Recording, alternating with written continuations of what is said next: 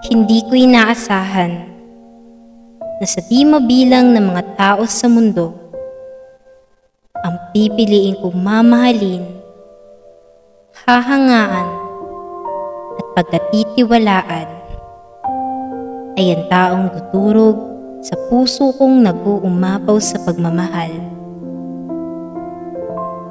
Madalas na sinasabi na ang pagiging mapagmahal na individual ay ginagarantiyahan ng kaligayahan. Ngunit sa tabi ng bawat kasiyahan, mayroon isang tiyak itong kaakibat na pangamba na maaari itong maging kalungkutan o mapait na wakas. Sa simula na matutunan ko kung paano magmahal, maraming beses na din na naramdaman ko ang iba't ibang emosyon na dala nito. Ngunit, saan nga ba ako dinala ng pagmamahal na ito? Na ang dating puno ng pagmamahal ay ngayon binubuno ang sarili. Ako na ang napagod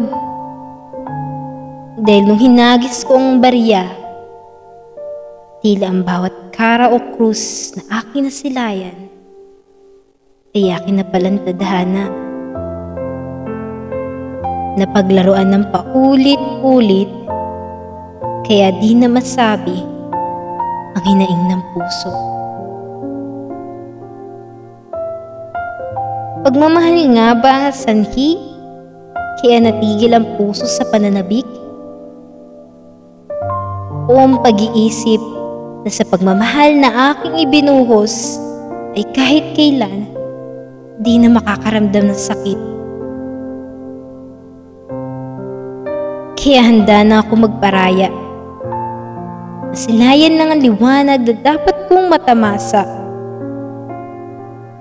Oo, maganda kang tignan at makasama ulap, lalo na sa mga panahon na di ko kayang dalang init at liwanag ni araw.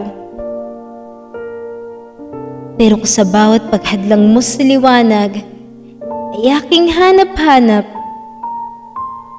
kailan ko pa makikita na nasanay na ako sa anino mong mapanlinlang. Kailangan ko nang harapin si araw. Salamat ulap, pero hindi ako dapat magtagal sa iyong tabi. Handa na ako araw. Saan mo kaya ako dadalhin?